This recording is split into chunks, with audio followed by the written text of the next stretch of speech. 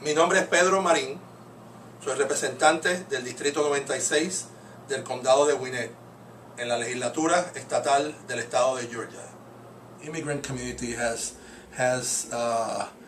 felt. I can remember the days when we had 8 newspapers, 2 magazines. We had several radio stations and everything, all catering to the Latino community. Now we have 3 newspapers. I think we have a couple new magazines, or maybe 1. Of course, we have Univision and Telemundo, so 2 big major channels, TV channels for Latinos. But I think that has played a role in making sure that people are educated and have that communication of what's going on in their communities. So 2006 was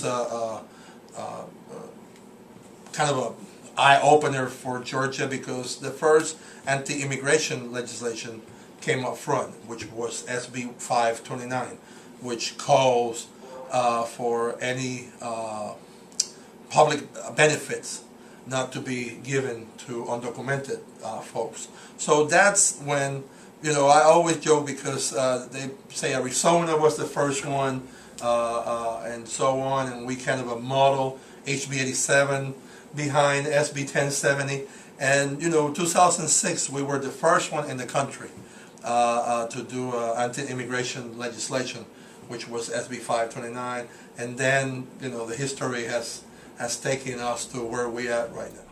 Immigration reform has affected my life in the communities that I live amongst. There's different people that don't have the same freedoms that others do. Freedoms of not having a license, freedoms of not being able to go to school. Our children live in fear of authority when they really should be taught to trust authority. So immigration reform would help heal all of those nuances that are happening in our communities today. Right now, this effort at the Senate, what it will do, it will fix the immigration system for generations. A few years ago, I really didn't pay attention to immigration reform. It wasn't until I got to know Ronaldo, and who was 10 at the time, and when I got to know him, I got to know other kids, and the more kids I got to know, I started just seeing things differently overall, and I started to see a huge unmet need. And so immigration reform, the way it has changed my life is I realized that, yes, I can help someone with homework, I can be there for someone in the evenings or what have you, but to really make an impact, you have to get involved at a deeper level. Church that I attend, I work with the youth a lot, and we've got some youth that have actually shared, that they're undocumented, and I wish I could fix it. I mean, I really have taken it to heart, and one of these young men actually was suicidal when he learned that he was undocumented. And this is he was brought here, when he was 2 months old, and so he had no awareness that he was moving to a land that wasn't his, and so in his mind, he is American. When it was time to get his driver's license, he realized he couldn't because he was undocumented, and that was just a very low blow for him. But he's bounced back, and I want to be there for him. So We cannot see only bringing 11 million people out of the shadows. This is not the goal. The goal, number one, is for us to fix the immigration system.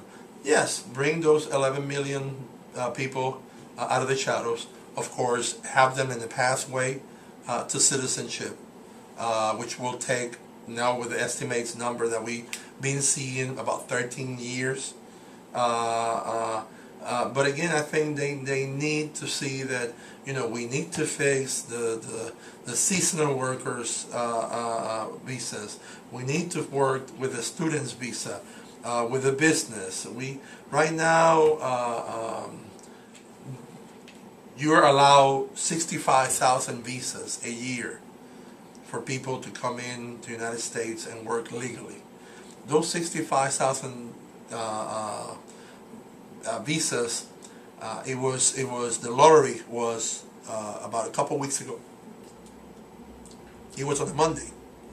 It took 4 hours to deplete the 65,000 visas. I will say that most recently with the passing of HB 87 here in Georgia, it came to my attention that while I say that it hasn't impacted me, it has impacted me and my community.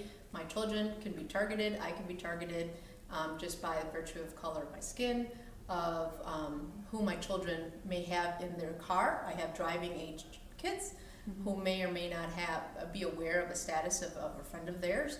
And all these things that the state legislature tried to do here in Georgia just brought it to my attention in terms of how it does impact me. Maybe I don't feel it directly, but it has impact in terms of the people that I know that are around me.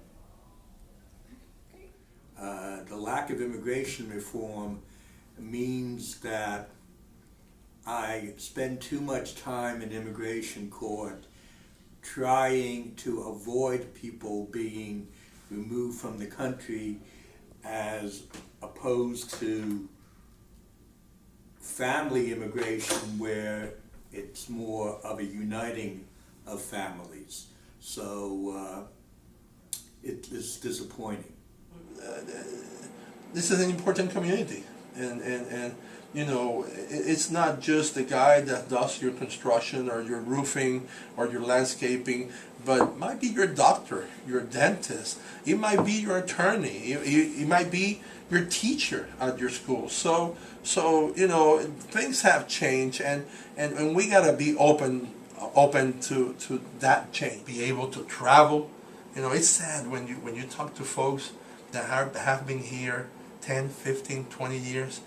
They can, you know, their parents die, and they couldn't go back to their homes and bury their parents because of the fear of immigration. So you know, it is compelling. It is compelling. So I think we need to care about immigration. We're all immigrants, so you know, we need to fix this problem once and for all. Los derechos de los inmigrantes son derechos humanos. Immigrant rights are human rights.